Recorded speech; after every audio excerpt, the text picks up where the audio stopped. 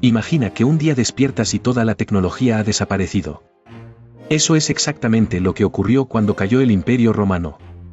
Europa se sumergió en siglos de oscuridad, hasta que apareció un hombre que lo cambió todo, Carlomagno. Carlomagno, el hombre que pasó de ser un simple guerrero franco a convertirse en el emperador más poderoso que Europa había visto desde la caída de Roma. Pero antes de empezar, olvida lo que te hayan contado en clase de historia.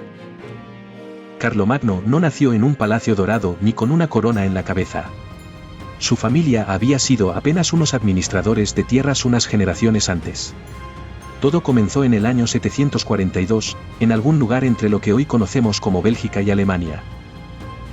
Carlos, que más tarde sería conocido como Carlomagno, nació en un mundo violento y caótico. El gran imperio romano había caído casi 300 años antes, y Europa estaba dividida en pequeños reinos bárbaros que luchaban constantemente entre sí. La familia de Carlos, los Pipínidas, había ido ganando poder poco a poco. Su padre, Pipino el Breve, había conseguido algo impensable, destituir al último rey merovingio y tomar la corona para sí mismo.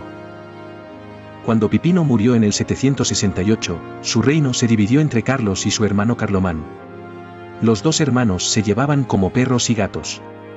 Carlomán miraba por encima del hombro a su hermano mayor, considerándolo un bruto sin educación. Carlos apenas sabía leer y escribir cuando llegó al trono. Pero lo que a Carlos le faltaba en educación formal, le sobraba en astucia política y habilidad militar. Cuando Carlomán murió repentinamente en el 771, Carlos actuó rápido y se apoderó de todo el reino. Carlos, con 29 años, controlaba un reino que abarcaba lo que hoy es Francia y parte de Alemania. Una de las primeras grandes campañas de Carlos fue contra los lombardos en Italia. El Papa Adriano y le pidió ayuda porque los lombardos amenazaban Roma. Carlos cruzó los Alpes en pleno invierno y aplastó a los lombardos. Se proclamó rey de los lombardos y protector del Papa. Esta alianza con la Iglesia sería clave en sus futuros éxitos.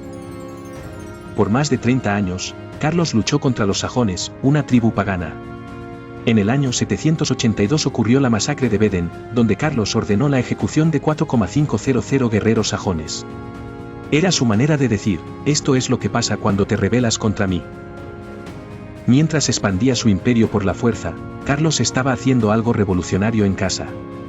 Entendió que no podía gobernar un territorio tan vasto sin un sistema administrativo eficiente. Dividió su reino en condados, cada uno gobernado por un conde que le respondía directamente.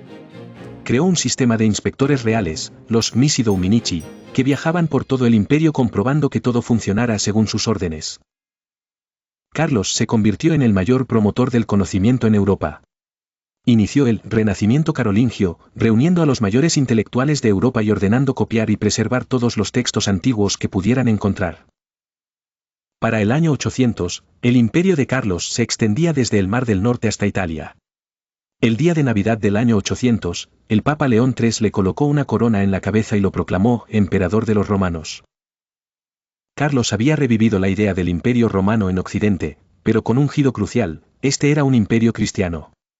Según algunos relatos, Carlos afirmó que no había ido a Roma con la intención de ser coronado emperador. Al finalizar esta primera parte de nuestra historia, tenemos a Carlos en la cima de su poder. De un guerrero franco con poca educación, se había convertido en Carlomagno, emperador de los romanos, gobernante del imperio más grande que Europa había visto en 300 años.